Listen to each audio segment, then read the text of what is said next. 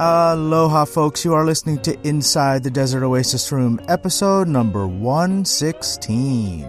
This episode is sponsored by Tandawai Rum, the world's largest rum producer and winner of over 170 international medals in the past 4 decades. Check out their webpage at tandawaiusa.com or follow them on Facebook or Instagram at tandawaiusa.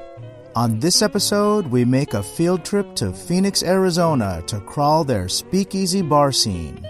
So a couple weekends ago, Boris Hamilton and I drove out to Phoenix, Arizona to crawl some of their craft cocktail and speakeasy bars. We were joined by our friends Ross, the Tiki Boss Aliotti, Odd Rodney McLellan, and Southern California transplant Brian Schaub to tackle 7 bars in the span of one night. We recorded this episode on the road trip out leading up to the crawl, followed by a recap of each spot we visited. Find out which bar we liked best and hear about some of the odd things that happened along the way. As always, I hope you enjoyed this episode as much as we did bringing it to you. And if you did, hit that subscribe button. Subscribing makes it easier for you to follow our adventures. Shares on your social media pages are always appreciated. And if you'd like to help support the show, go to desertoasisroom.com to pick up some merch or make a donation. Every purchase or donation, no matter the size, is totally appreciated and helps keep this podcast coming to you every week. Okay, here we go, starting from the car in the middle of the desert on the way out to Phoenix. Join us as we make our way into the Phoenix Speakeasy bar scene.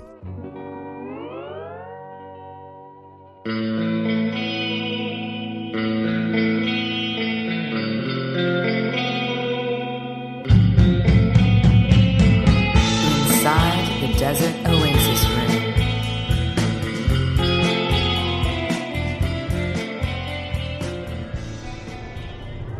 Tell me about this Blythe Tropics, because I don't know anything about that. Yeah, supposedly there was 5 of them. Is it Ken Kimes' hotel? It was the whole... whole motel? It was the motel. It was the whole Tropics thing. There's one in San Gabriel that no one's ever seen a picture of, no one has an address for, but it was on the back of the postcard, so it was no one knows if that one happened or not. That one would be cool to find out about.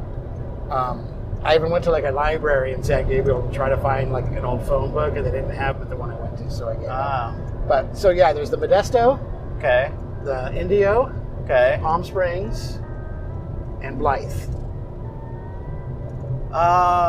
Didn't know about the one in Indio. Oh yeah, I've been to the one in Indio. Is there tikis there? There's a tiki. There's what's left of the tiki there. Yeah, and they're taking. He's covered now. He's in there porte cochere or whatever. He's just ahead now at this point. Modesto's still there. Modesto's still there. And Blythe they all kind of look the same, right? Yeah, they all kind of, sort of. I mean, Indio's pretty, a pretty small version. Well, what I mean is, the Modesto one looks a lot like the Palm Springs one. It does look a lot like the Palm Springs one. San Gabriel, I'm surprised that there's no postcard that has the address. Yeah. Or if you Googled it, that you wouldn't find something about it. It's irritating. Yeah, see, look at all this civilization. Yeah, that could probably be it there. Was that it? Could be. Have you tried looking for it before? Not out here, no. But we'll do some research overnight and come back and take a look. All right. Yeah, well, we've got to be close to the state line, but I haven't seen any signs. No, all the signs we see don't tell us anything. No, all it's been saying is the next couple of towns, but see, Needles. That's California, though, right? Yeah, but isn't that a state line? A state line town? It doesn't sound like a very comfortable place. What'd you do last night? I slept at Needles. I'm sorry, man. Well, when you look at some names of cities, right, you wonder okay, was this named after somebody, right? Right. So Irvine is named after John Irvine. Right. And Needles, they probably just looked around and saw all the cactus and said, how about Needles? Right. Yep. Now someone's going to be like, actually, it was pine needles.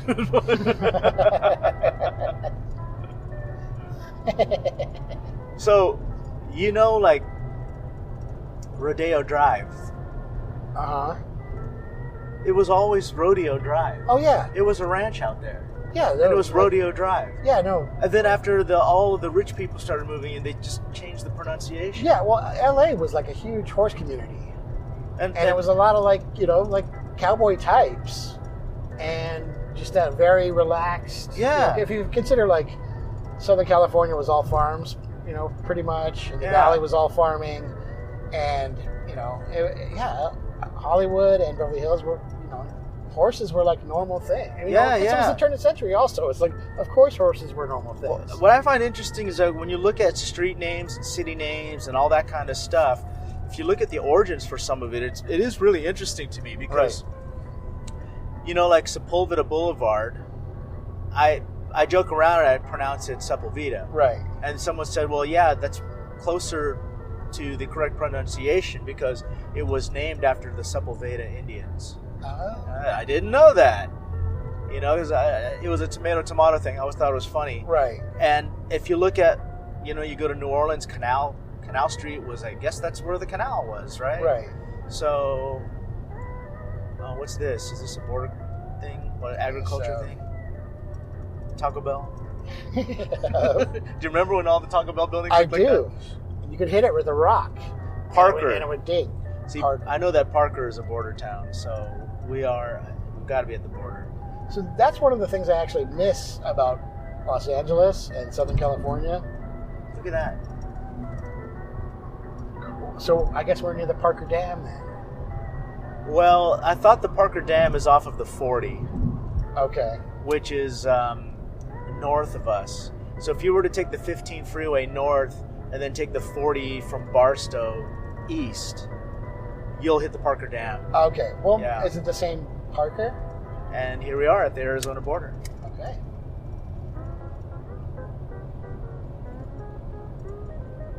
Maybe. All right. Okay, so we're just about ready to lose an hour? And we just lost an hour. Okay. Thanks, Arizona. Yeah. There you go. And Ross is texting me. Let's see what he says. I know so far we don't have any compelling He says, I heard content. you're in town. You guys on your way? All right. I should say, oh, dude, thanks for the text. We're going to be leaving in about 20 minutes. All right, let me do a text here. Leaving in about 20 minutes.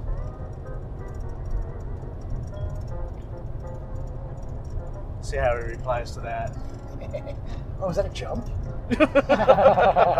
Is that the jump from Vacation? Yeah, from Vacation? What was it, 60 feet, 40 feet? Okay, so that's one of the things I miss about, like growing up in Southern California, Huntington Beach, and then had grandparents in Gardena and in Simi Valley and stuff like that. So I miss, like, on certain days, like the smell of tumbleweeds that you could get growing up there, and like the smell of horses in certain parts. That was just kind of cool. That was like, okay, it sounds stupid, but California is the West. Yes. And it smells like the West. The West. Like the cool version of the West. Like, I was driving down Virgil on the way to Tiki a couple weeks ago. Yeah. And there was a chicken, like, on the sidewalk hanging out. Yeah. And that, like, made me super happy. It's like, cool, good. At least there's some... Yeah, you know what you're thinking about is that LA has become a concrete jungle, so to speak. I remember when I used to go surfing in Huntington Beach, and PCH was just littered with these oil rigs, right, pumping oil. There was nothing there but these oil rigs. And Brea was the same way. So between Brea and Chino or Chino Hills today, if you went down Carbon Canyon, it was all oil rigs. Right. And there's all homes there now. Yep. And yeah, you lose some of that, like when what is it, suburban sprawl makes its way out. Right. All the characteristics kind of go away, and then each town looks just like the next. Yeah. You know? I mean, it used to be kind of cool to be able to turn into one neighborhood and like, oh, there's goats in that yard, or, Right. you know, whatever. The occasional chicken sound. Right. Now, if right. you want something, you go to like Lake Elsinore where they have llamas or ostriches or something, or, you know, up near Santa Barbara, those types of places. But I liked it better when it was like, you know, oh, this guy has some geese on his property. That's cool. Well, then you should come out to Eastville. There's a local swap meet where you can buy a goat or an alpaca. Uh-huh. I'm not kidding you. I'm sure. Yeah, alpacas are like $60 or something. Well, yeah, they were but super cheap. that whole- And I thought, what are you going to do with an alpaca? Seriously. No, I what think- do they use alpacas for? Do they use the fur for jackets? I think they use the wool for stuff, but I think people that just have them, I think they have like goatish tendencies. So like they'll probably, you know, weed your backyard for you.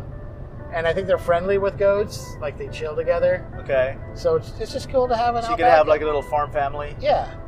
Like there was an episode of the Brady Bunch. See, it all comes back together because we just mentioned Vacation. And Yeah. Imogene Coca, who played the aunt that died in Vacation. Oh, was she on Brady Bunch? She was on the Brady Bunch episode where Jan found a picture of her great aunt. She was the great aunt? She was the great aunt. Ah. And she's like, okay, this lady's a little unusual looking. I don't know if I want to grow up to look like her, because the picture like looked exactly like her. And then she found out like she was totally interesting and cool. I vaguely remember that episode. And so there was a line where someone goes, you know, your house is on the phone or whatever. Someone just dropped off a llama. Yeah. What do you want to do with it? And she goes, oh, put it in the backyard. You can play with a zebra. I was like, oh, that lady's cool. She's got a zebra and a llama in her backyard. What a cool lady. She probably has, like, you know, Exotica records. Right. Well, back then they had to have. Yeah. Yeah. You know, and it's a fictional character, but I was like, she's cool. Yeah. And then at the end of the episode, Jan wanted to be that aunt. She's Yeah. like, I don't care. I want to be vaguely her. remember that episode. Yeah, it was a good episode. And but it just wasn't one of the more replayed episodes. Like the ones that I remember the most is Greg smoking, Right. Marsha breaking her nose, she got hit by a football, Right. Joe Namath, right? Joe Namath. Joe Namath episode, the boys versus girls driving episode, That was a good one. the one when they were at That music was intense. the intense, yeah, the one when they were at the amusement park and they had to get Right. the plans across the amusement park, Right. Six Flags over Ohio or whatever. something like that. Or over Columbus or something. The ghost episode where Oh, that the flying saucer in the back. Well, it's the flying. no, Ghost is it's the different. one where than- they made a ghost out of plastic and then they run it down the stairway, was it and down the stairway? and then Alice like smacks Yes. the sculpture, The sculpture of the- Mike Brady. which looks like the Lionel Richie sculpture. It totally did. But I also like the one with the red flashlight in the backyard. They had like a screen, that Right. you know, so that it was Right. like UFO. And then they would blow a whistle yeah, or a flute. a flute, like a Yeah. little. Yeah. That's a good show. That was a great show. Now, did you know this? I don't remember where I got this stupid bit of trivia but I love stupid trivia. Apparently, the house was supposed to be based in Brea. Oh, Although, I mean, we know that the real house is in North Hollywood, Yeah. but the story was supposed to be based in Brea. right. I think it's Studio City, but yeah, I didn't know. Oh, it was is it supposed to be. Studio City? Yeah, I didn't know it was supposed to be based in Brea. Yeah, I don't know where I got that. I just thought it was Southern California. I thought because it's fine for Southern California, I don't know where I got that little tidbit from. you know, because You know? they never go to the beach except for Hawaii, Right. and when like the And then, You know. and Greg knew how to surf. Greg, yeah, because the one guy But is he like, never hey, went to the you beach. ever go, you know how to surf? He's like, you know, I can surf a little or whatever. And then that was some But good, he was good enough to be in a surf contest. good enough to be in the surf contest, and that was some good music too. Pretty Yeah. intense, also. Well, didn't they play Hawaii 5-0-ish kind of music when Yeah, he was when he was wiping when out. He was, yeah. And it was a ba ba ba. Mike's running out there Right. to save him. You know, and the curly hairs on his chest match the curly hairs on his head. Right. Yeah. So what's Mark saying? Oh, sorry. What's Ross saying? He says, Boss Ross. okay, so Undertow will probably be our first stop. What's your ETA? All right, let me call him. I think we're like 70 minutes away. We're 140 miles. Oh, I thought it was like 130. Well, okay. Look, 70 miles per hour times 2. Cool. 140. Oh, look at that rock out there. You know what that is? Black Rock? Chinaman's hat. Oh, it does look like Chinaman's hat. It looks like It Chinaman's totally hat. does. Oh, we got to get a photo of that. Yep.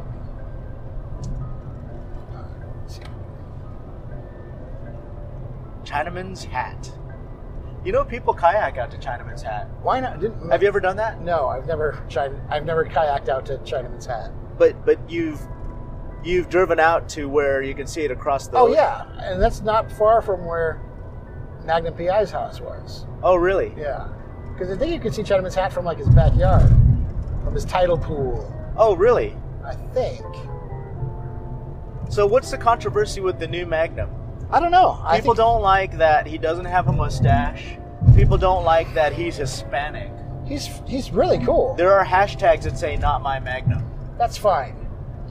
Those people can buy the DVDs and watch all the old Magnum they want. The new Magnum is cool. I like it. He's a cool guy.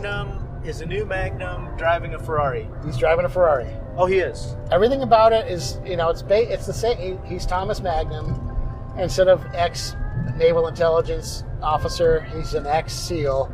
Everybody on CBS is an ex-SEAL now. If All in the Family was on, Archie Bunker would be an ex-SEAL. Higgins is a woman now, but she's cute. She's British. She's cool. Rick and TC are the same sort of people. Burly helicopter pilot and smaller, nightclub owner friend. Magnum is a little shorter than those guys, but he's cool and he's like super likable. And this is going to sound ridiculous, but he's a likable guy. So the shows have been fun so far. And did you ever see Bad Moms? No. Oh, okay. I don't even know Bad Moms. What is that? Is that a TV? It was a movie with Oh, it was Mila a movie. Kunis and whatchamacallit, Christina Applegate's in it. She was like the bad guy. And she was the villain. And then okay. Isn't there a scene in that Veronica where Mars, whatever. Is there a scene Kristen with the two Bell. of them in the car doing some sexy stuff? Is that a different Christina Applegate movie? I think that's a different Christina Applegate movie. Anyway, the Magnum guy was in that movie, and he was cool in that movie. So Okay. I like it. It's if you like seeing cool footage of Hawaii and little stories that last an hour, it's fun to watch. I love watching shows filmed in Hawaii. Believe it or not, I watched Baywatch Hawaii. Forget the campiness. The scenes were just beautiful. Yeah, it's beautiful. Like the sweeping shots of the islands. Yeah. Like back then, there were no drones. They were doing these from helicopters and stuff, right? And it was just amazing. Well, and now there's a helicopter in the show, so you're going to see really cool shots. Yeah. And what was I going to say? The cast is cool. It's the same producer as Hawaii Five-0, and there's already some crossover of some characters. So there will be a big crossover eventually, which will be fun. Because I'm fine with the new Hawaii Five-0 too. I'm fine with the new Hawaii Five-0, and which is going to lead me to a question of asking what your thoughts are about remakes, because there was a short run of Fantasy Island episodes. Right, we talked about this before, and you had part of it wrong. I did. What was wrong? You said Roddy McDowell played the new... Oh, okay. Who was it? It was Malcolm McDowell. Malcolm McDowell. Okay. Yeah, so I was wrong about that. I'd be, you know what? If they want to try that again, let's do it, because I like that show. I love that show, and I guess there was in the first episode, he opens his closet, right? The new Mr. Rourke. Was he still named Mr. Rourke? I think so. Yeah, I think they just called him Rourke. Or Rourke. He opens this closet, and there was a white suit and a black suit, and he pulled the black suit out, and I guess like someone came into his quarters and said, "Boss, the plane is here. The plane," or something to that effect. And he said, "Okay, thank you. Please don't ever say that again." I have to look it up because I could be wrong about that too, but I know that there was specific references to the first Fantasy Island that they wanted to burn, right? Right.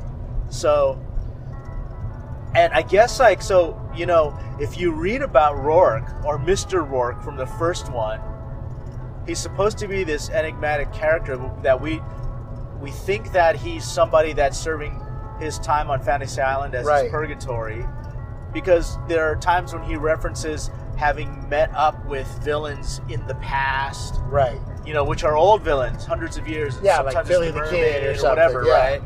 And so they don't know if Rourke is his first name, his last name, or just his only name, because sometimes he's referred to as Rourke or Mr. Rourke, and nobody really knows who he is. Like, does he have these powers bestowed on him because he's a fallen angel of some sort?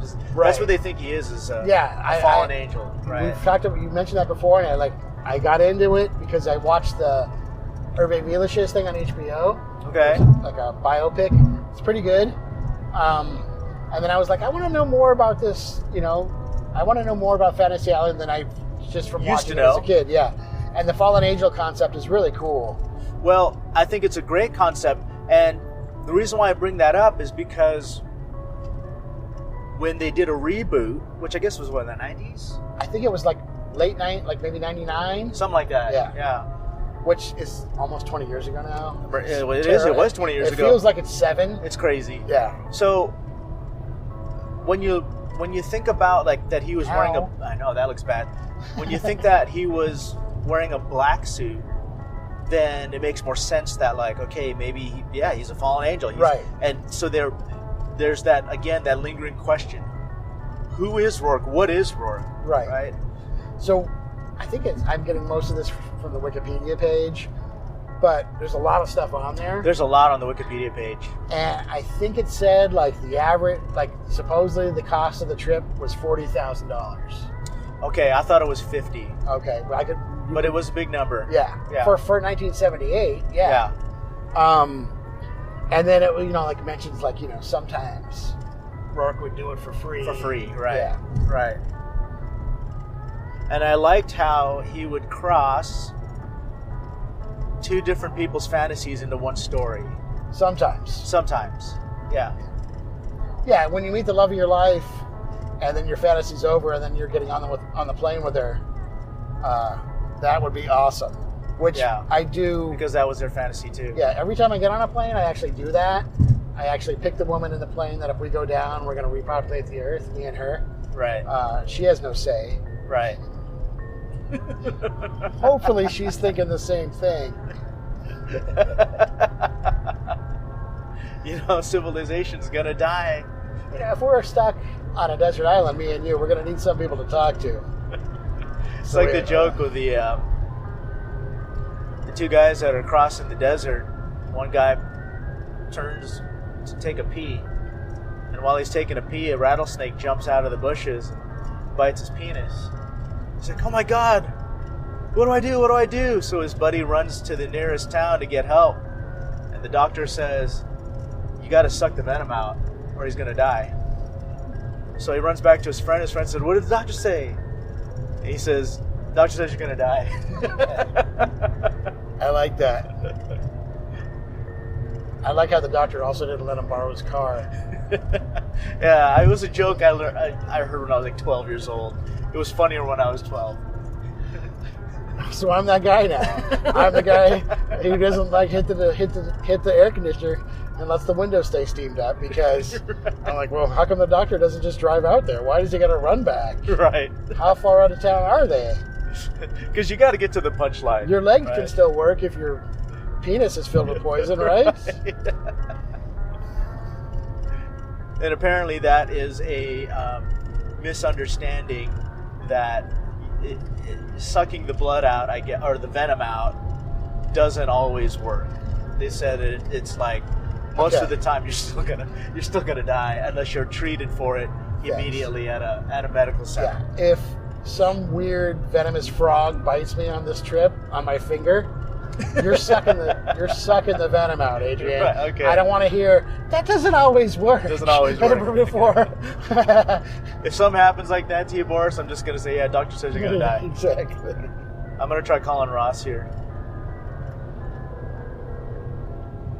Oh, did you know that in Arizona we could drive and talk on our cell phones No, I didn't know at the that. same time?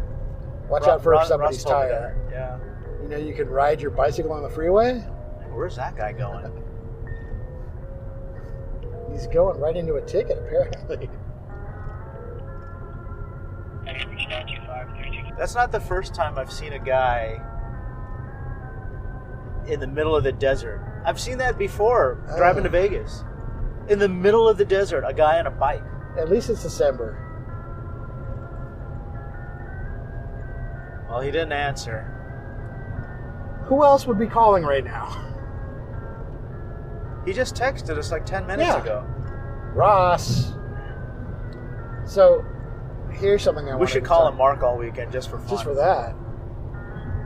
I wanted to complain about this guy. And me and a friend at work were talking about this stuff. We were talking about different types of people we don't like. Okay. Now, let's say, hey, you go, how was your lunch? You go, oh, it was all right. You go, what's up? They go, I went to one of those places where it's like you had to pay an extra quarter if you use the ATM if it was under 10, or if you use the debit machine if it was under $10. Right. And then they're like, that's illegal. Like, okay. It's just a drag to have to do it. Sometimes I understand because they have to pay so much to They have to pay fees, fees for the credit cards, and if they're not buying my lunch for me. Right. So I understand. I don't mind. I just pointed out, well, that's illegal. They can't do that. Like, is it okay. illegal now? I don't think it might be. There might be some sort of rules, but I don't mind. I don't mind. It's just an annoying little 'Cause I thing get that it. I can mention. I'm not trying to shut the business down, but these guys are like, they can't do it. If they say they're going to accept that, then they have to accept it no matter what. And it's just like, all right, relax. That's hilarious. I'm not going to say that when I'm ordering my food so they can, disrespect my food. And I would like to come back again another day. Yeah. Maybe not the next day, but maybe twice in 1 week. Yeah. If I throw a fit about this, I'm not welcome back. So let's stay on the restaurant topic because I have a question for you. You tell me how you feel about tipping at buffets. It depends on the buffet. Like Sizzler, I'll tip because they bring me cheese toast and they bring me, my food. They don't bring me my drink, but they'll refill my drink. They'll bring an extra plate or napkins or whatever you need. If there's no sauce on the table, they'll bring you sauce. So if they're involved in my experience, then I'll leave more. How about a hometown buffet or a Golden Corral? I'll still leave $2 because they got to bust the table. So what, 10%? I don't know what that is. Well, $2 is 10% of $20. I think that would be so I'll give it 10%.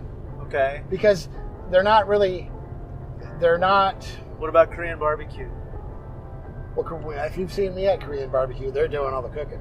So. Oh, really? Oh, You're not doing the cooking yourself? I start, but then they get all mad and start coming over and flipping everything. So they end up cooking it. So I don't mind. Well, so here's the dilemma with Korean barbecue, because some of the places you order from a menu, they bring it out, but you cook it yourself. Right.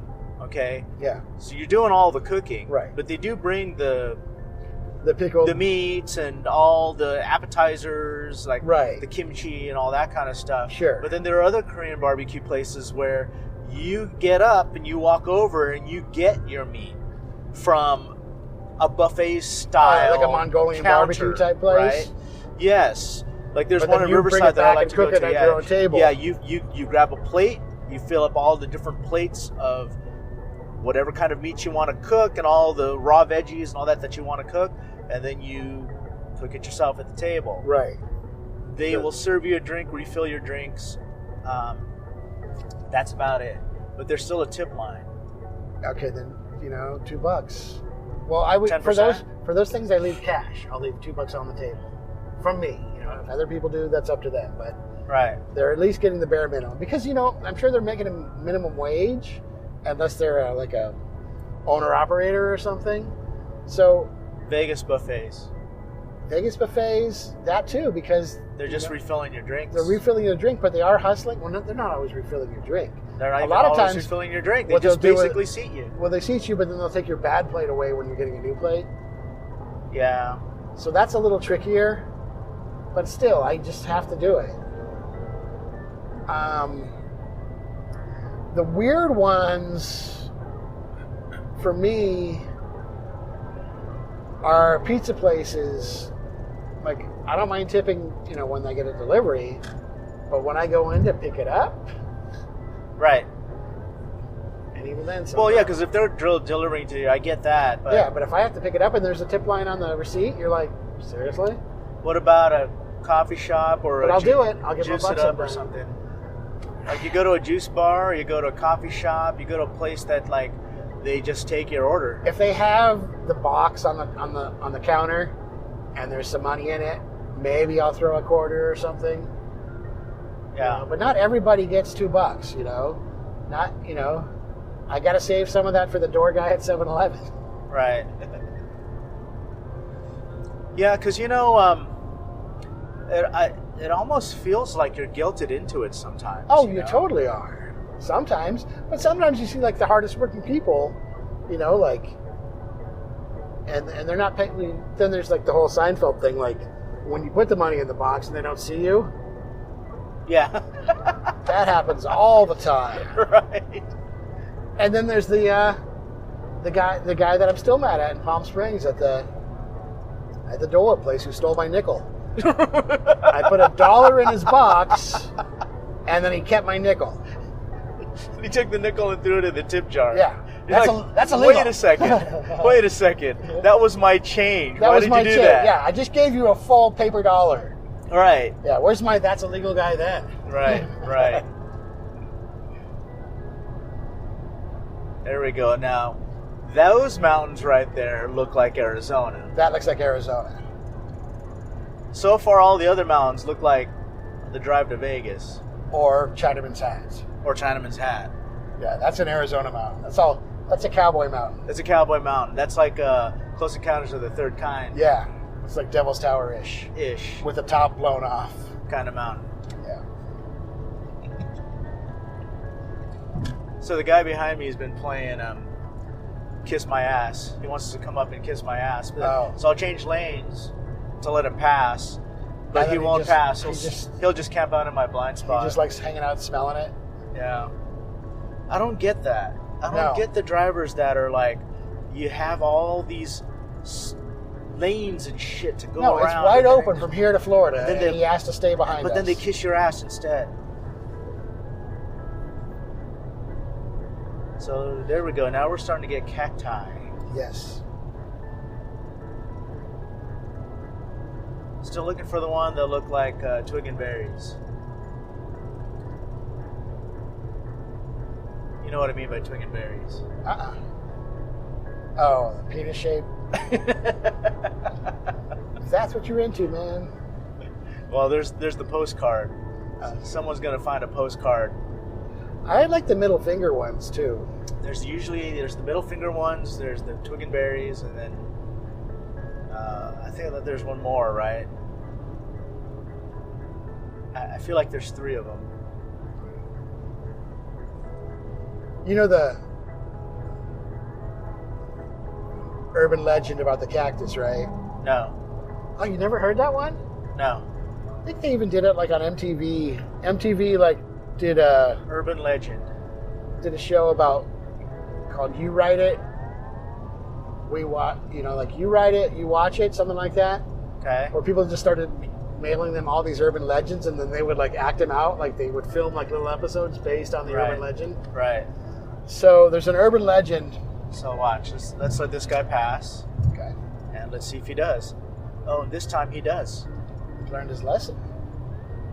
Oh, I thought he was going to camp out my blind spot again. That was the guy. Okay. Later, oh, he's got an Arizona plate, too. So, urban legend cactus. Right. So there's this woman who loves cactuses. Like, Cacti. Cacti. Succulents. Succulents. Big backyard filled with succulents.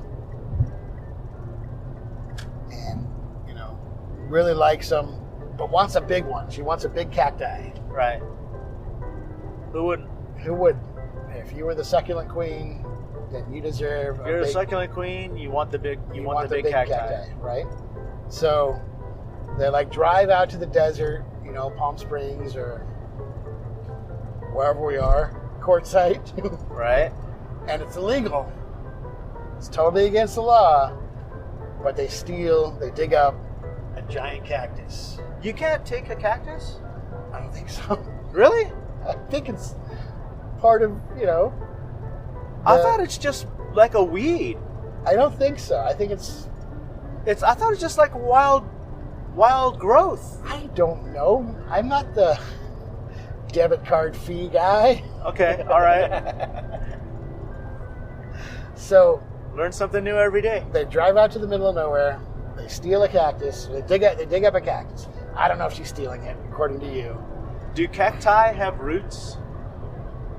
You know what? I don't know. I just assume it looks the same on the top as it does on the bottom. It's just like a straight, They gotta have shaft. roots because they're full of water, They're right? filled with water, right.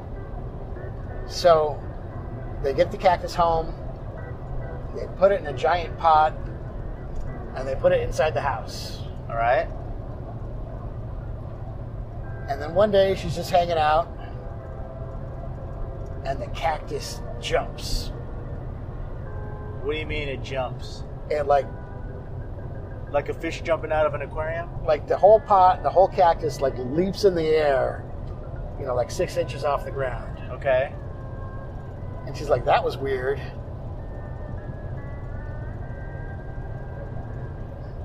This is some kind of fable. You It's said an urban legend. And it does it again.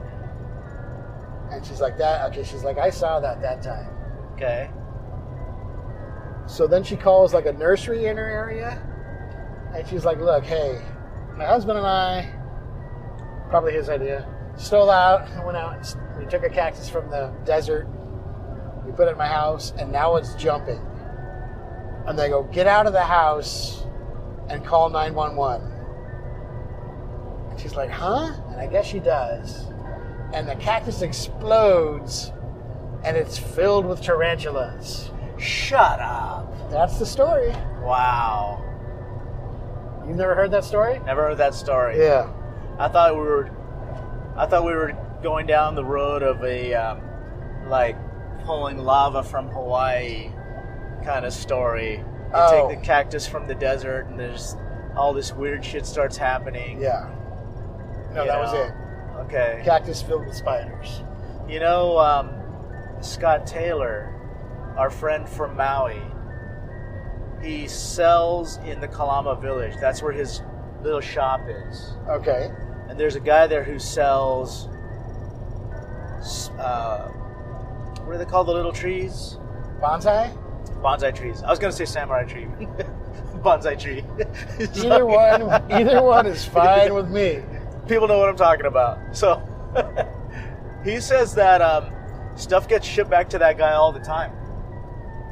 He says that people are like, yeah, ever since I brought this bonsai tree home, there's been nothing but bad luck. Oh, wow. Please take it back. Yeah. They say that the post office gets shipments all the time of, lava rock and little things. Yeah, it's just shipped back to the post office. Right. Yeah, I refused to take any lava home with me last time. I found a neat little piece, and I carried it around while I was over there for a couple days, but then I returned it to the beach. Yeah, no. It's funny is that I'm not normally a superstitious. Well, I shouldn't say that because I don't know. When I hear this stuff, I you know what I mean? I don't live my life Right. following superstitions, but if there were a ladder blocking the doorway, I would walk around it. I wouldn't walk under it. I would probably fold it up unless someone But you know was what I on mean? it. Yeah, Right? I would move it out of my way. But you wouldn't walk under the ladder. I would probably not walk under. So when I was in Hawaii, well, the last time I was in Hawaii 2 months ago, I told Christian, hey, if you see anything that you like lava, pieces of lava or whatever, don't take it home. Leave it here. I said, just be safe, right? Even though they say that that particular superstition was made up by like tourists or tourism industry or something right, out to keep there. the To keep your natural but resources people are from jerks. being. They would, if there wasn't a superstition about that, there'd be no lava left. So we went to one of the black sand beaches, and I was wearing reef shoes, to protect my feet. And when I get home and I pull the reef shoes out of the bag, a little bit of the black sand falls out of the reef shoes. And then I kind of freaked out a little bit. Yeah, like, oh shit! Did I just take something home? Right. Well, I would justify that by saying that sand hitched a ride. Yeah. You didn't take it. It came with it. It attached itself to you. Right. And then I would still take it to the beach here and put it in the water. There you go. I'm not super superstitious. I'll take but that. I there are some things that I like. If I'm driving in like really bad rain, like cats and dogs rain, Right. where your wipers can't catch up, Right. and you're driving down a hill, like heading into Ventura. Okay. I've had that happen a couple times. I know exactly that drive. I get a little more religious as I'm heading down that hill in the rain where I can't see. Yeah. But once I'm on the ground, I'm like, okay, everything's good. So, what are your thoughts about this? This shit has happened to me before, right? So, there was a little snafu with my account at 24 Hour Fitness, and then it actually got canceled. Right? Okay. I mean, I've since reinstated it, and I'm going to the gym every day, but there was a time where it got canceled, and I wasn't going because I didn't have a gym membership, and I was kind of pissed off about it, and Right. I thought, I'm just going to work out at home. Fuck the gym, right? And I thought I need to get a bench, and I needed, I have some TRX straps, and I have a few things but I just at least need to get a weight bench. And 2 days later, I turned the corner, and people put stuff out on the sidewalk for free. Yeah. There's a weight bench, and it's brand new, right? Well, not brand new because they're getting rid of it, but it was in excellent condition. No rips, none of that stuff. Right. And it was it was strong enough for Olympic weights. Okay. So I throw it in the back of the truck and I take it home, right?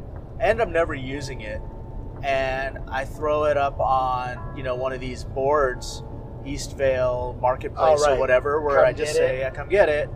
And one of my old coworkers sees it, and he gets it because he was looking for a weight bench. Okay. Right? So he comes over and give it to him. He lives in Eastvale. Okay, so that was like a year ago. Fast forward to last month. I'm watching TV and I'm thinking, it'd be nice to get like a sound bar I don't want like a whole home theater. Sure. I just want one of those Bose sound bars. I have friends with sound bars. And they ain't cheap. They're like $300. And the Bose one, that's like the starting one's like $295. Right. And I'm thinking like, geez, I don't know if I want to spend the cash, but I really want one. So I start looking. I see other brands like Vizio and all those, a little bit less, but I'm still like, I keep looking. And like 2 or 3 days later, I'm at the Goodwill and I'm going through the electronics shelf, and one of the workers walks up, says, "Excuse me." So I move to the side, and she puts on the shelf right in front of me a Bose soundbar with the remote and everything, $12. So I'm thinking, wow, it's like the stuff that I need that I'm asking from the universe. Right. It's like the universe is responding. Oh, you want a weight bench? Well, here. Oh, you want a sound bar? Well, here. Right. What do you think about stuff like that? Like, when you talk about, let's just say, I'll throw one more example. I don't have an exact example to give, but you start thinking about somebody you hadn't talked to in a long time, and then a day later they call you. Right. Or they text you or whatever. You have no choice but to believe that stuff. Do you think that's just coincidence? I don't.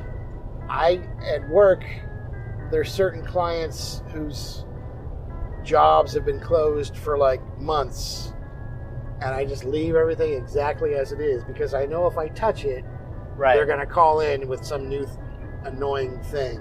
Right. So I just leave it as is. It's billed, it's gone, whatever. But you know what? This is going to stay here, so they never call me again. Right. And then someone like moves it or bumps it or, I haven't heard from them for a while. No! Right. Within 3 hours, here comes an email. Always happens. And so, yeah, I believe in that stuff. As far as like the bows and that sort of thing, yeah, that's like a neat thing. The universe would be a lot nicer if they would upgrade that stuff. A sound bar and a weight bench is great, but how about, a free hotel room, Or a gold brick. I got a free hotel room before. Okay, well, but you didn't turn the corner and one was sitting on the street. Well, so it's interesting because that's how I ended up in Maui. Oh, yeah, I know that. But that's just putting out feelers. Or they would call it like sending out ships. Like you knew people that knew people that knew what you wanted, and you guys like each other, and it worked out. Yeah. I'm talking about like, you walk into a bar you've never been into. Oh, it's happened to us before. And you can't leave because they keep giving you free drinks. Yeah. Where was that? That was at Johnny Saloon. Thank you, Johnny Saloon.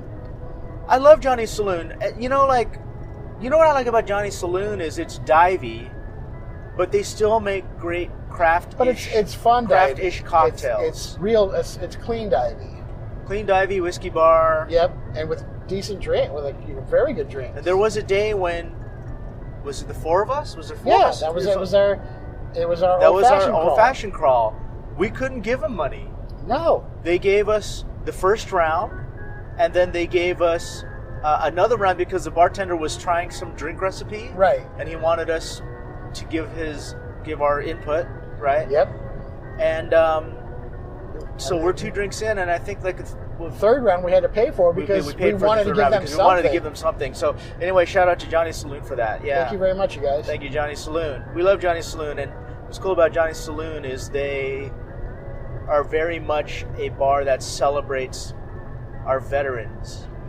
They have signs that say thank a veteran, and on Veterans Day, veterans, I think that they do like the first hour that they're open, they give them some kind of buffet. I think they do free pizza or something like that. Cool. So yeah, it's kind of a cool thing. So nice. I haven't been there in a while. I'd like to go back. We need to go back soon. Yeah, for sure. I was doing this past Thanksgiving, I was doing a bunch of bourbon and or whiskey cocktails at the Desert Oasis room because I didn't have any lime. And I know that, when you look at these different spirits that we drink, lime goes well with rum. But what goes better with lemon is bourbon. And the reason why I was doing these bourbon drinks is that my sister said, hey, I have a lemon tree full of lemons. Should I bring some? And I said, yes. So she brought a bag full of lemons. And I thought, so let me see what I can mix with these lemons. Mm-hmm. And when I went and looked up recipes, most of them were bourbon-based. Oh, cool. Yeah, so... and then, I did have a bit of a selection of bourbon in my bar, but we drank a couple bottles because, with all the family over and we were making, drink after drink after drink for everybody, we cleaned out a couple bottles. Thanks, family. I know, just kind of like, shit, now I got to restock that. I've got this thing about like, not, when I was a kid, I was a Boy Scout, and the motto is be prepared. Yes. So I don't like having my bar be lacking in something. No, anyone who's been to your bar knows that you're very well prepared. I always want to have you have all your Dynasty mugs. I've got my ready to go, which is fine because they're all. No, those are my serving mugs. But as far as like as far as like so guests, you drop it. I don't care. Right, but you do because you're gonna replace it. Well, you can't. I probably would. You can't have 12 of one kind and only 11 of another. I know. It drives me crazy. I have these mini snifters that I use for the smaller. So if I did like a daiquiri, okay, right? A daiquiri is typically only maybe 4 ounces, and you don't normally put ice in a daiquiri, right? You chill the glass, and when I make a daiquiri, I shake it with ice, but I strain it into the chilled glass without ice, because that's how you traditionally serve a daiquiri. And because it doesn't fill a rocks glass, I'll use a mini snifter, just like what they do at Tiki Tea, right? Right. For shots and stuff like that. And I had a half dozen. When I went to the thrift store to buy glassware, there was probably like 2 or 3 dozen of these mini snifters, and I thought, oh wow, I don't need 2 dozen or 3 dozen. I thought I'll just buy a half dozen. So I bought half a dozen. One got broken in the wash, and so there's only 5. Oh God, man, it's driving me crazy because it's such an odd number, right? And I go back to the thrift store looking for them. They were right and here. I still, there was 3 dozen there, and I still can't find one that kind of matches. Right. Well, see, that's where the universe is going to bite you in the ass, because eventually you're going to go online and you're going to pay $12 or whatever it is to get. Just let me finish. I'm going to keep looking. Right, but the day you buy one, the next time you go to the thrift store, they're going to have 3 dozen. That's again. where it bites you. That's what you're going to say. All right. I was going to say, no, it's not going to bite me in the ass because I'm not going to pay $12 to fill the spot. Right, but once the spot is filled, then you're not going to be able to get rid of them. But see, I'm OCD in this way because when I did the Hot Wings Challenge, there was 6 of us. And so every time we made a drink or we had a shot, we would line up 6 rocks glasses. Okay. And then we tried to line up the snifters for the shots, but we had a shot glass on the end because of that 6th one being broken. It was gone. Drove me nuts. Did you take the shot glass? No, Dog took the shot glass. I said I would take it as the host, but he took it. And you can't go to Bevmo and they don't have the exact ones, or Crate Well, and Barrel? I got these mini snifters at a thrift store. I know, but there should be, I love glassware. I love all kinds of different glassware, but there should only be, 80 styles.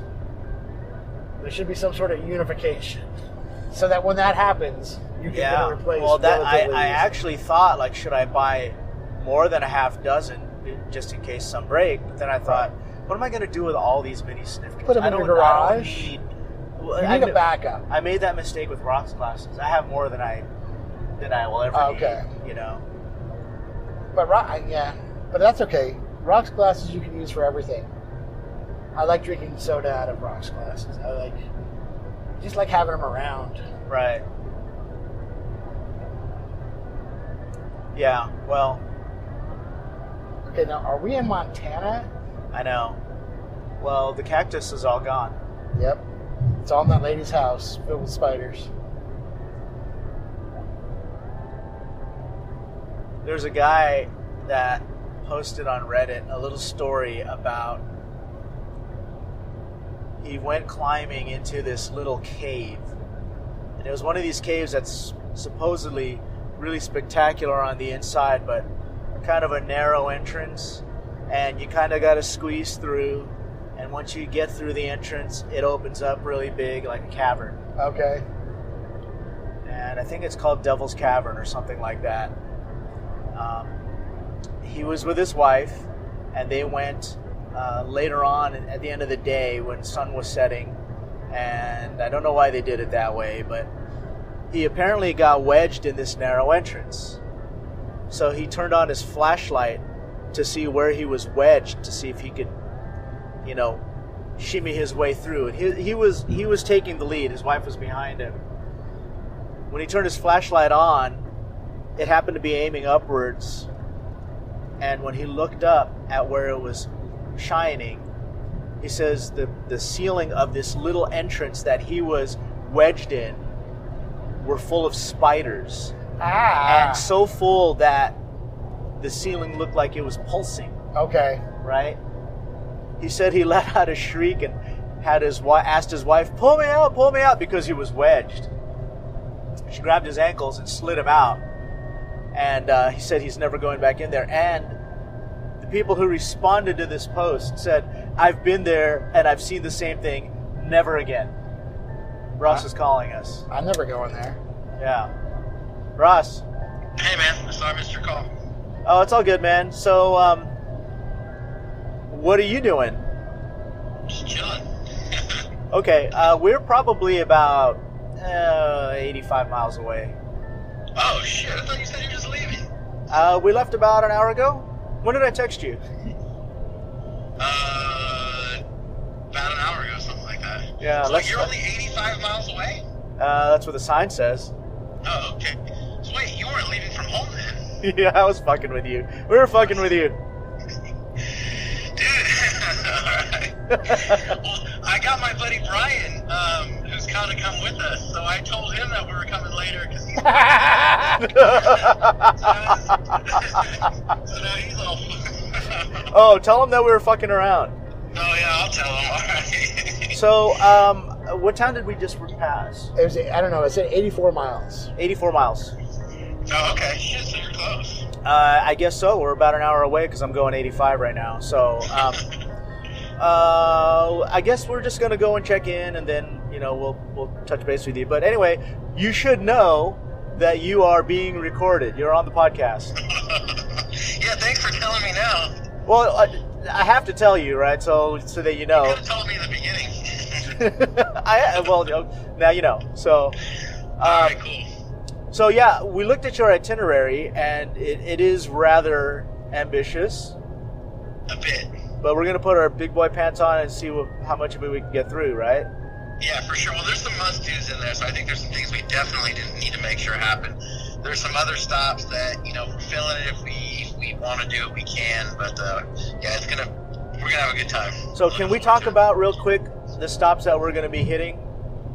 Yeah. All right. So the first stop that I put on there, I think you and I had talked about going to the Mystery Room at the Biltmore, but they're not open on Saturdays. So there is a place that's somewhat new, trying to have an old school vibe, called the Womack, and it's not far from where you're staying. So that is our first stop on the itinerary. Yeah. And Womack is that a speakeasy?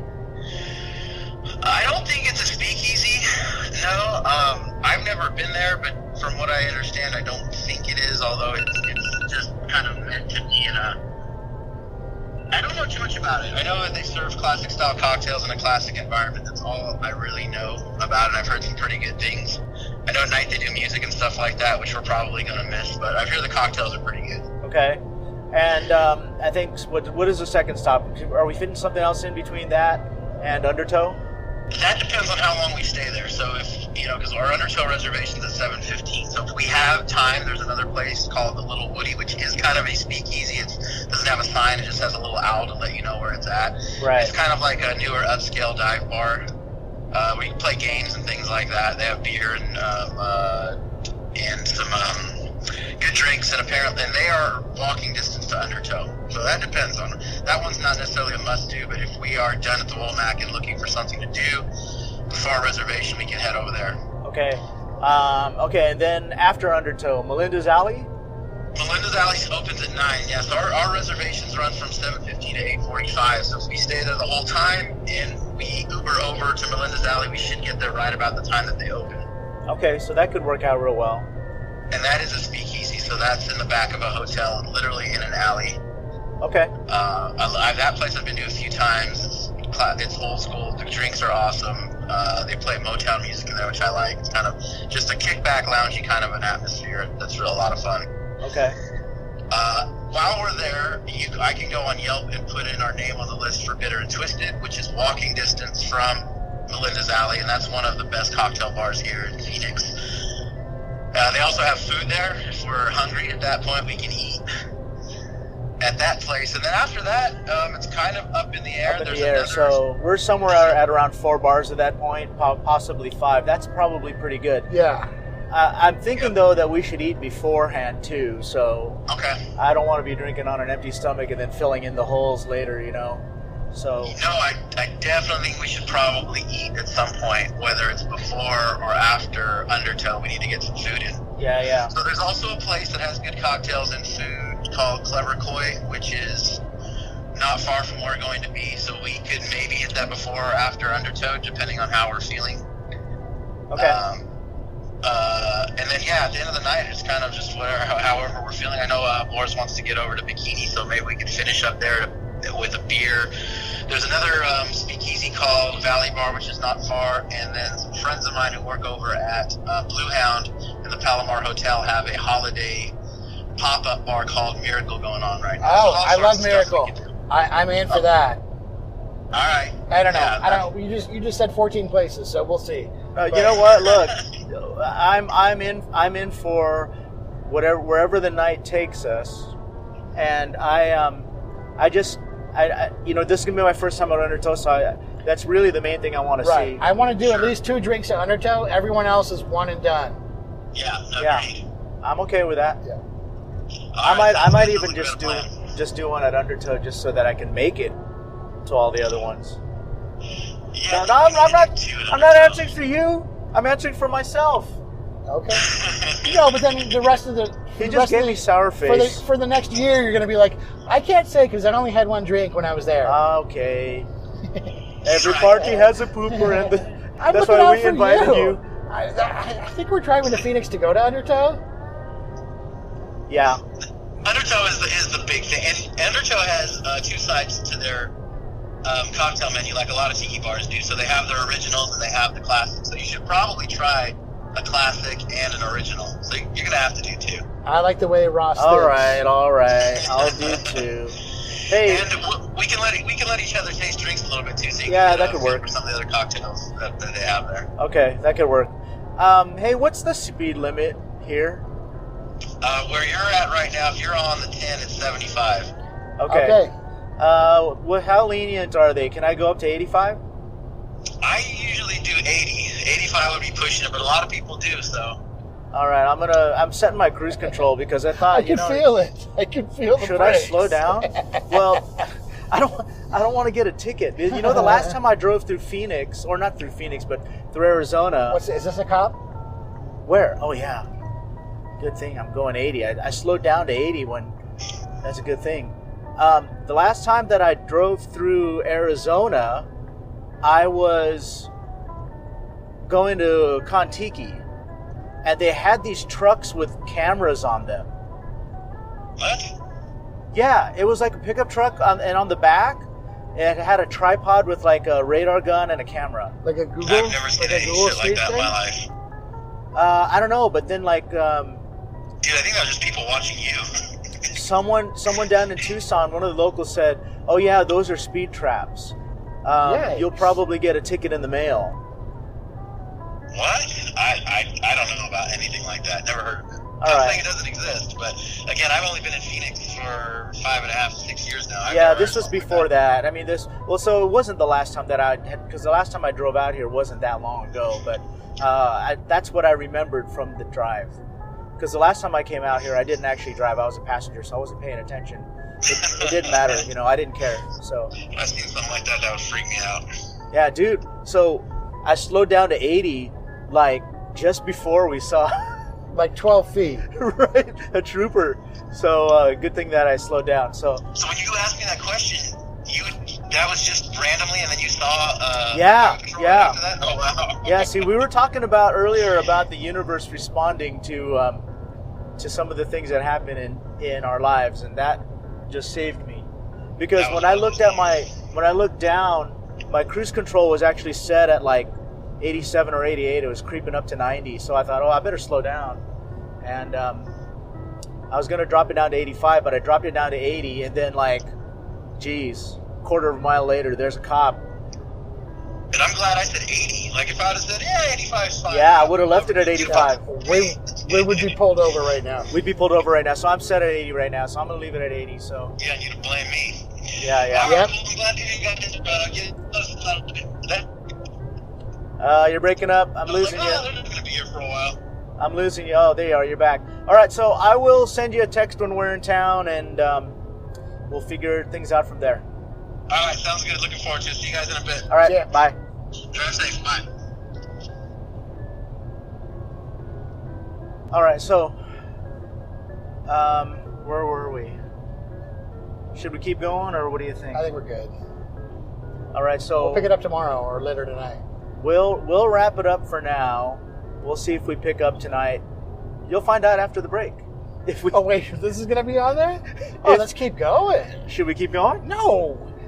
Okay, so then let's not. So we're gonna take a break, and when we come back, you will know if we are hungover and driving home, or if we take you along with us on our bar crawl. Yep.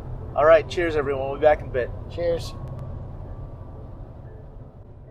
If you have a product, service, or event that you'd like to bring attention to, we can help. Imagine hearing your ad in this spot, just like you're hearing this one right now.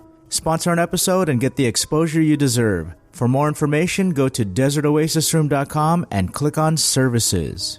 This episode was brought to you in part by the Tiki Tea. Come get their house specialty, the Raised Mistake, for only $6 on Wednesdays until 9 p.m. For more information, check out their website, tiki-ti.com.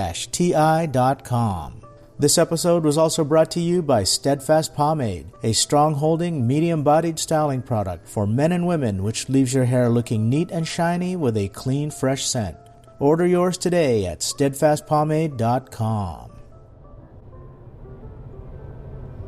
Okay, we are back, and we didn't turn the mics on while we were crawling. We were actually on our way home now.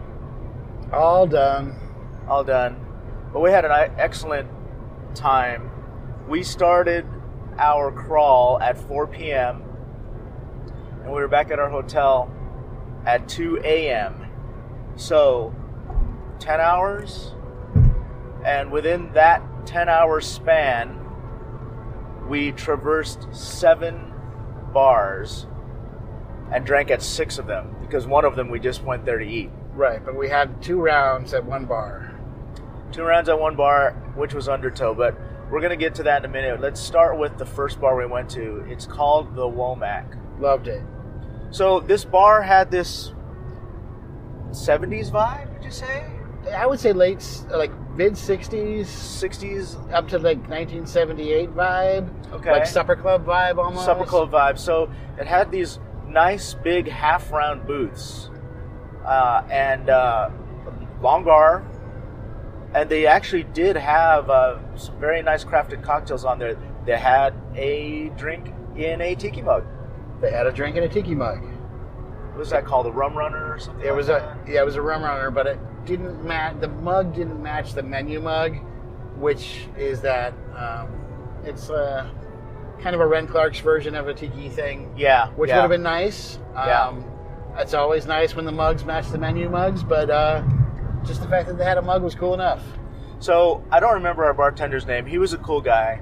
Very cool guy. He took great care to make these drinks well, and and what I mean by that is this guy was actually very meticulous about how he assembled our cocktails. So I had a Paloma, and it was excellent. It was very well balanced. It had like a Li Hingui rim on glass, which was actually a very nice compliment to the taste of the cocktail. There was some mezcal in my Paloma, and I like mezcal. I know that not everybody does. No. I heard that the rum runner was maybe a little underwhelming. I didn't have it, but he said he was still happy with it. Yeah, okay. Maybe he expected something different. Maybe he expected something different. So that was Odd Rodney, right? Right. Okay, so shout out to Odd Rodney for coming out and joining us. Yep. What did Ross have? I don't remember. Something simple and clean. Okay. And you had a Harvey Wallbanger. I had a Harvey Wallbanger. Now, I don't drink a lot of Harvey Wallbangers. Me neither. But I don't remember, and correct me if I'm wrong, I don't remember foam or whipped foam being part of that drink. Am I wrong about that? Maybe. Okay. That's all I can give you. But the whipped cream or the whipped foam, whatever was on there, helped make it delightfully fun. Okay, that's a nice way of putting that. Yeah. I'm not going to order one today, Yeah. but it's fun to have every once in a while. So this bar reminded me of a bar up in Portland, and the name escapes me, but John Coyle took me there. Had the exact same vibe, the same layout. Cocktails seemed kind of similar. I wonder if this is a sister location. Part of the I don't same know. group. Maybe, I don't know. Probably is not, since it's a different state altogether. Right. And they don't tend to really cross states or leave their particular metropolitan area when they have sister businesses or sister locations, right? Right. So, anyway, so that was stop 1. Stop 2. Little Woody's. Little Woody's. I had to remember the name. So, this particular theme, or what we were trying to do, is we were trying to hit speakeasies. And Little Woody's, well, the first stop wasn't a speakeasy, No, but it was cool. but it was worth seeing. Yeah. The second spot, Little Woody's, would you call that a speakeasy? No, but it had you enter through the back. There was no signage on the building. Right. There was no signage on the building, and you entered through the back. And this spot was, how would you describe it? It's kind of dive bar-ish. It was like To me. had a dive bar vibe, but it also had a Good Times at Davy Wayne's vibe. Yes. Like the house with the game room. Right. You know, Right. and- So it had 3 big rooms. Yep. The main room, which is the center room where you enter. And I think it was a restaurant too.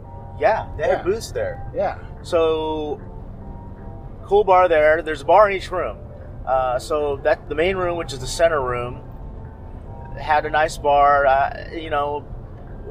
Booths, typical, what would you call that? Just like a typical.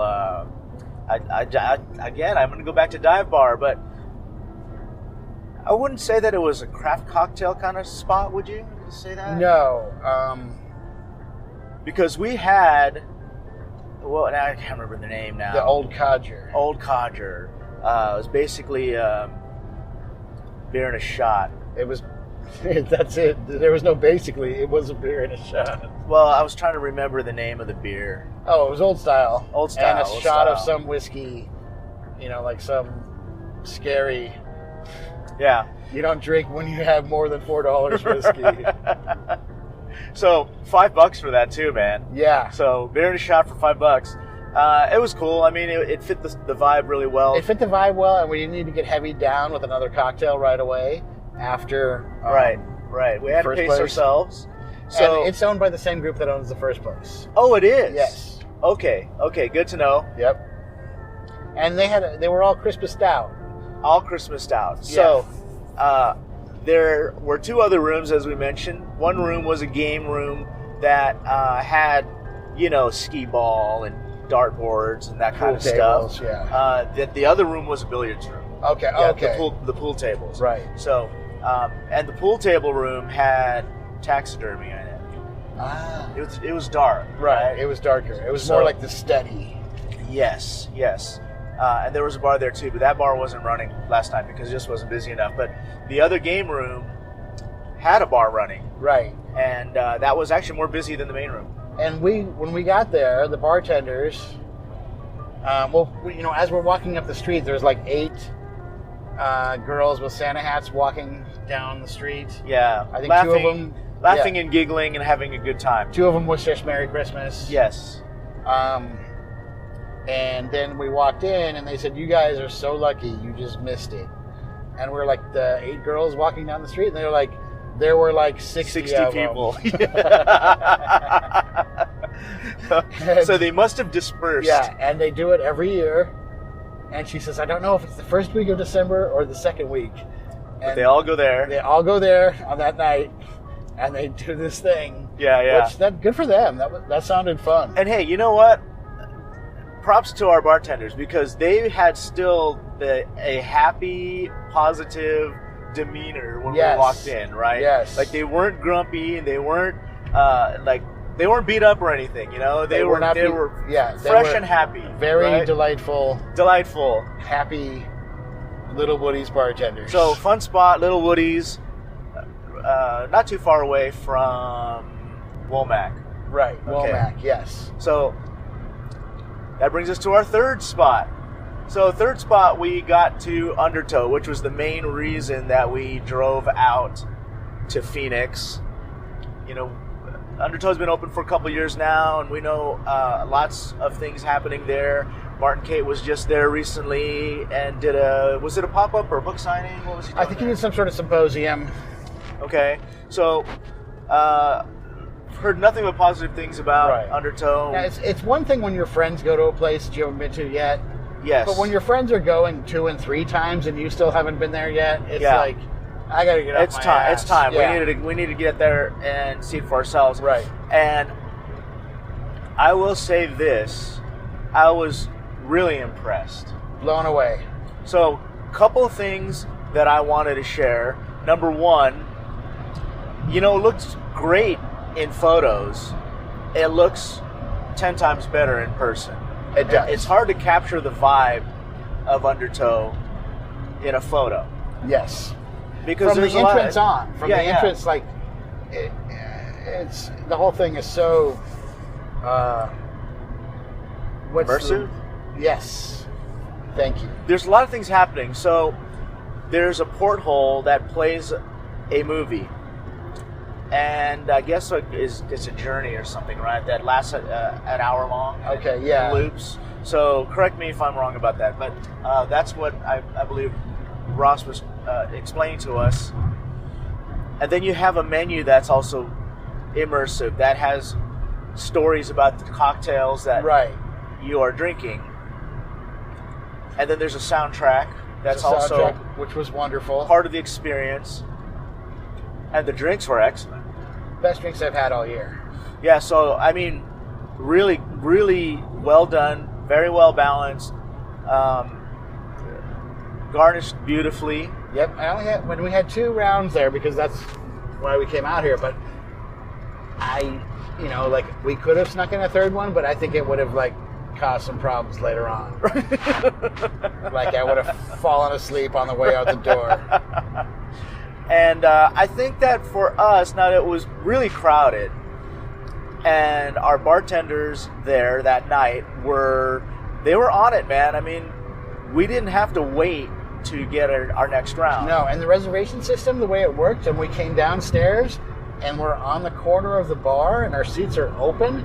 Yeah, waiting for That us. was crazy cool. It was perfect. The seats were ready for us at the time of our reservation. Yes. Yeah, we didn't have to check in first and then they prepared our table. Right. So we walked right in and sat down.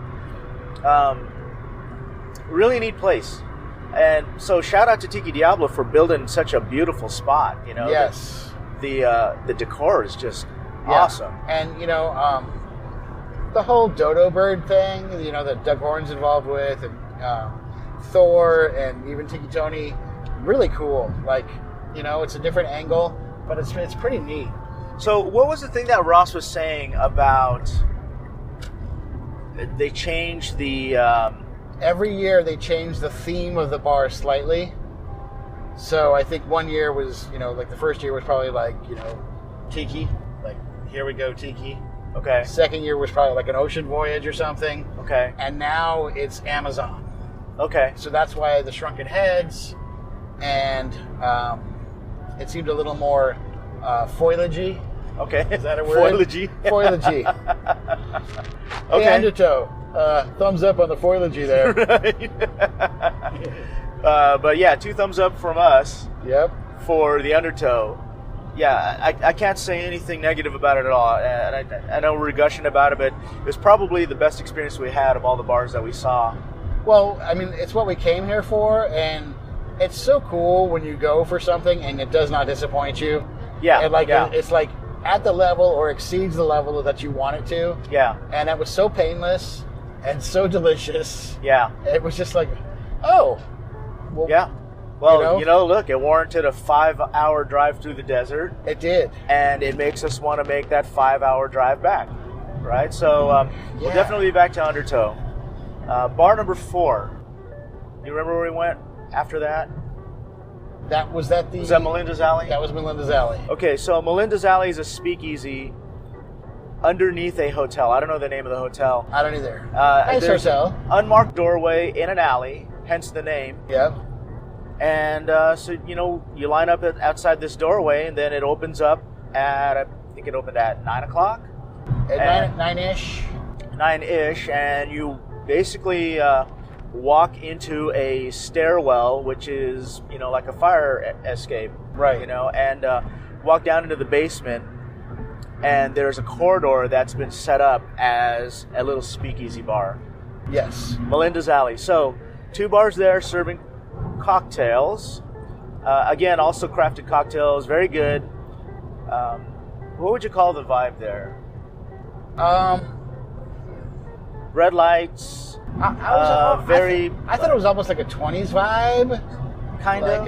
Like a prohibition. I mean, let's just call it like Prohibition era. Yeah.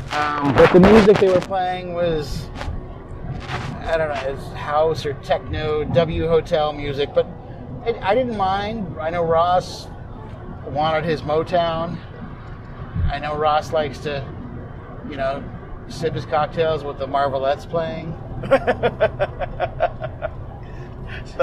So I think he got mad. I think at one point he's like, none of these people know who Smokey Robinson is. He was not happy that they didn't have the Motown playing when we were there. Yep. Tears of a clown, Ross. Tears of a clown. It was a good visit still. I mean, I still enjoyed myself. You know what was cool? Our reservation at Undertow was 7:15 till, 8:30? We had 90 minutes. Okay, so... But we didn't leave at I think we had until 8:45, but we left around 8:30. Okay, but we were at Melinda's Alley at 9. Okay. We wasted no time. We were there maybe 5 minutes before the doors opened. Yes. Yeah, so, and fortunately for us, we were first in line. First in line. Yeah, so worked out real good. Another great experience. And then from there, I don't remember the name of the bar we went to across the street where we ate. Oh, it was Pasty something. So there you go. This is at a point where we've already been at 3 bars, so we stopped for a food break, and there was a bar upstairs. This was more of a... it was a restaurant bar, heavy metal vibe, but German pasties. Yeah, so they had a big, extensive menu, but I ordered the Royale with cheese. Had to. Yeah, I saw it on the menu, man. I just couldn't see anything else after that, Everything else was blurred. All I saw in focus was Royale with cheese. Yeah, baby, you did get the most. Yeah. So, it was a little salty for me. Okay. But service was good. I mean... Yeah, everything was fine, and we were starving. It wasn't like we had to eat. At that point, we were, getting angry mad. It's good. It's good that we ate. Because yeah. No, I mean, it was there, and we ate it, and it was cool. It's what carried us through the rest of the night. We couldn't have talked about where else to eat for another 7 minutes, because the one place we wanted to go was closed for a private party. Okay, yeah. We're going to have to come back for that one, too. But after we ate, it was a nice surprise for me that we got to attend one of the Miracle pop-ups. Yes. So we walked into another hotel bar, and I don't remember the name of that bar. I'm not remembering the names of any of these bars because I'm a little cloudy this morning. A little bit. The Miracle was always good. So for the people that don't know, there are a series of pop-ups by the name of Miracle. Miracle is a pop-up Christmas-themed bar with holiday-themed cocktails served in their own branded holiday-style mugs.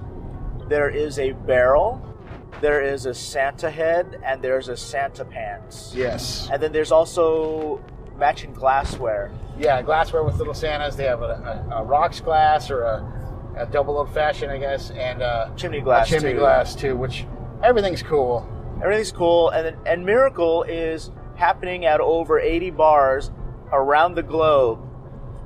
that are participating they're all crafted cocktails, again, in the holiday style. And these bars are already like, they're already top-notch craft cocktail bars. So Right. Miracle is not just like in any average bar. It's in a quality craft cocktail style of venue. And it was fun, right? A lot Holiday of fun. music, holiday decor, matching glassware at all of these locations, matching mugs at all of these locations. Right, and then they had like the big prints of like Clark Griswold and Yeah, Buddy Elf. the Elf and Yeah. Ralphie Yeah. from Christmas Story. Christmas Story. So it was neat. So I know that there's one happening at the Blind Rabbit right now, and this is for the whole month of December.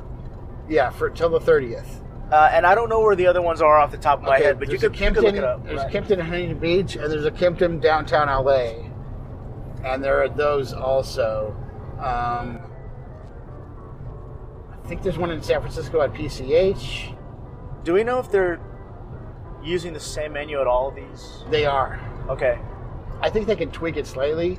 Last year in LA, it was at the place called the Walker Inn, which has since wrapped it up. But they also had cookies on the menu. Oh, nice. Yeah. And Nice. They were very, very good cookies. So we were a little bit confused this morning, but we figured things out. Jeff Berry is doing a pop-up within the Miracle pop-up Yes. that he's calling Sippin' Santa. Yes. And this is a pop-up that is happening that's even more exclusive Yeah, at some of these bars. right. That's at Latitude 29. That's at the Jungle Bird in Jungle Sacramento. Bird, right. Did I say Sacramento? Sacramento. Yeah. We're seeing. So if you have a chance Go. to go to Miracle, Ho, ho, go. yeah, don't miss it. Go, ho, Don't miss ho. it. You guys will enjoy that. From there, we're at stop number 1, 2, 3, 4, 5. That was stop number 5. We had 2 more stops. No, that was it. We went to Bikini after that. Oh, we did. So you're skipping the food stop, even though we talked about it. Okay. Right? All right, am I missing something? Okay. Womack, Womack, Little Woody, Little Woody, Undertow, Undertow, the food place. the Alley, Oh, Melinda's Alley, Melinda's Alley, Food Place, food place, and Miracle. Miracle. So that was actually number 6. Right, Okay. Miracle's number 6. So spot a number miracle. 6. It's a miracle. And then spot number 7 Bikini. was the Bikini Lounge. The Bikini Lounge has been around for a long time. It's an old dive bar in the pseudo tiki theme. There's a big tiki by the door. Right. It's like there's pre-tiki meets. Yeah, okay, we're tiki. a couple tikis scattered throughout the place, and I dug it. some tapo wall art, that kind of Yep. stuff. So yeah, it was a nice way to wrap up the evening because it was. was very casual. Yep.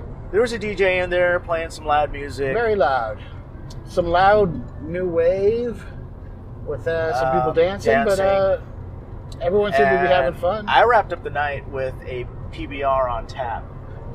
I had the Bikini Mai Tai against So everyone's better judgment, and it was fine. We were there with 2 locals, and I'd been there before, and Boris had not been there before. So of the 4 of us, Boris was the only one who hadn't been there.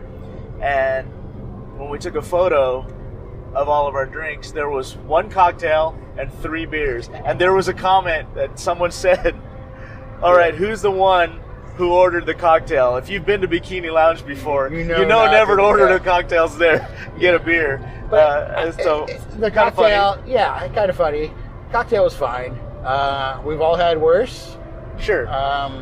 We've all had better, but it was a decent cocktail on a Saturday night. The whole place kind of reminded me of like the Bamboo Hut in San Francisco. Yes. Yeah. Yeah. You know, if there were a Bikini Lounge in Southern California, I'd be going there. Yeah. Yeah. So it was cool. Yeah. Right. So overall, great night. I mean, a lot of fun. 7 stops within a 10-hour time frame. We had cocktails at every single one, and we didn't get stupid drunk. I mean, it was it was a good time, and of course we Ubered all between the stops. So yeah, our Uber drivers might tell you differently. Yeah, they might disagree with what I just said, but really good time, and I think that we paced it out and mapped it out very well, because we weren't driving back and forth. We were basically following somewhat of a straight line. Yes. So that brings us to today. Woke up this morning and made myself a waffle. We're running a little bit slow. Had some orange juice. But I'm feeling a lot better now after we went to Hula's. Yes, Hula's Modern Tiki. So Hula's Modern Tiki. Wonderful.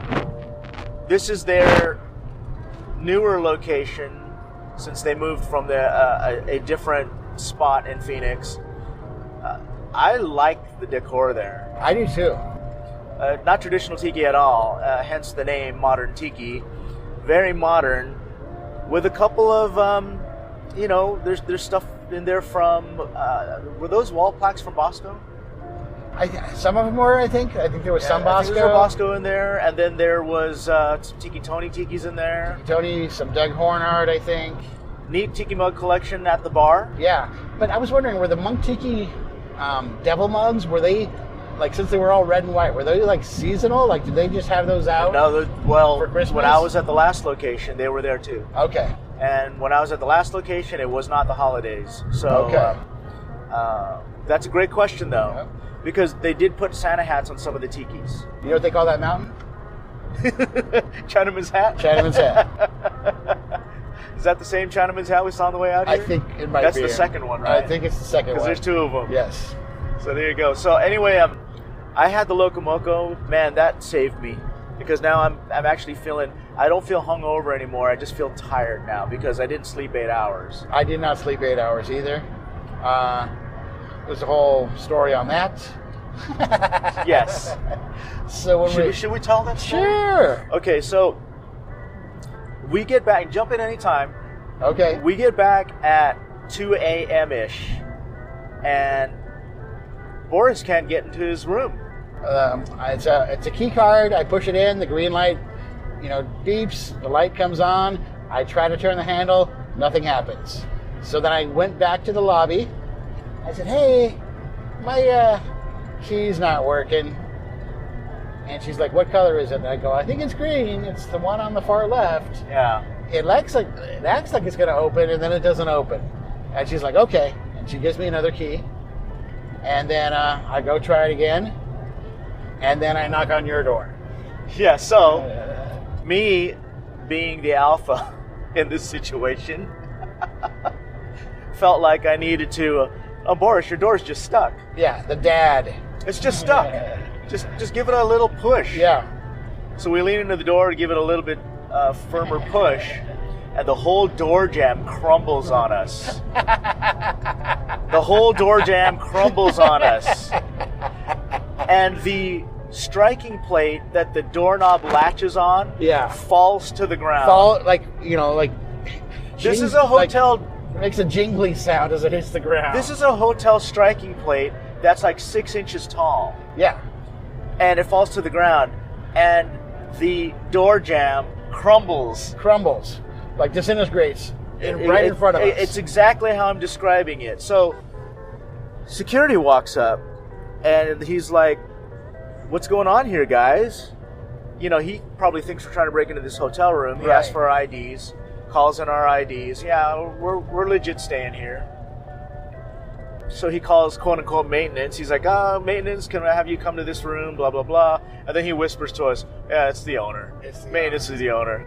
So he says, "Yeah, this door jamb just crumbled on them." Yep. Well, he tried to put it back together a little bit too. He tried to work it a little, see what was going on. And it was like the gap behind the plate that, held the lock in place. There could have been a speakeasy in there. It was so big. Look, this door jamb had been repaired before. Oh, yeah. It was clear that oh, yeah. There was tape. Did you see the tape I pointed out? I didn't see the tape. I pointed it out to the owner because he came and I said, and I tapped the tape and I said, "This has been repaired before. Look at this. Look at the tape right here." It was masking tape. Security was on our side, but here's the crazy thing. So we're staying in a not so posh part of town. It's an airport motel. With no airport around it. Let's put it this way. There was a lot of activity happening on the grounds at 2 a.m. Yeah, it felt like 8:30 at night. Yeah. There was people out and about that, had, I don't know, looked of questionable character. Questionable character. But hey, maybe I'm just feeling a little... No, there were definitely people that should be in their rooms instead of like hanging outside their rooms. Yeah, maybe I'm just a little paranoid because all the businesses around this motel were shut down. All the parking lots were vacant. And I'm in an unfamiliar area that's got, the doors held together with tape. Yeah, kind of a weird vibe. So anyway, it all worked out, but that was fun. That was fun. So they gave me another room, which the only room they had available was a smoking room. I didn't know they still had those in the world. They do. Phoenix has smoking rooms. Right, with big ashtrays. Big ashtrays. On the table. I just kind of...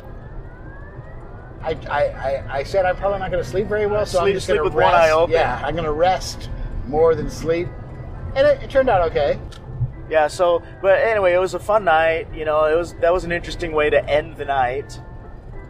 And now, after leaving Hula's, we are actually headed for the reef. The reef. So this will be stop number 9, since Hula's was stop number 8. Oh, geez, wow. Right? We did 7 stops last night, number 8 this morning, number 9 on the way home. So we're going to be stopping by the reef on the way home, and I don't think I have the energy to do anything else, but we'll see if we have the energy and the time to say hello to our friends at the Tonga Hut, which would make it stop number 10. Okay, that's wow. So we'll see what happens. But anyway,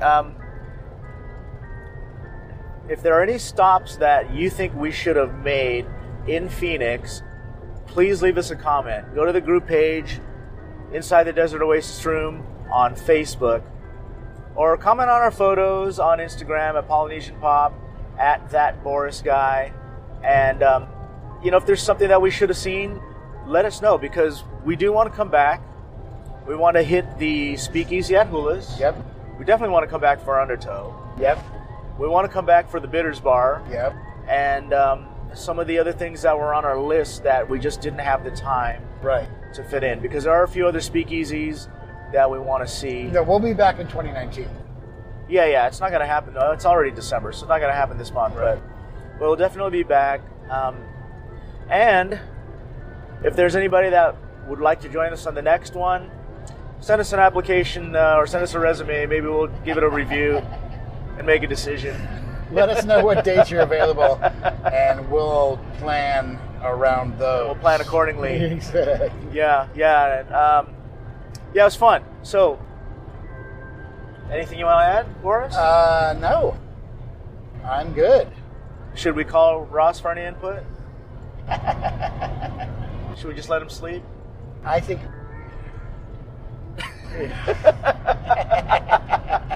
Okay, Ross, if you have anything you want to say, write in the comments below.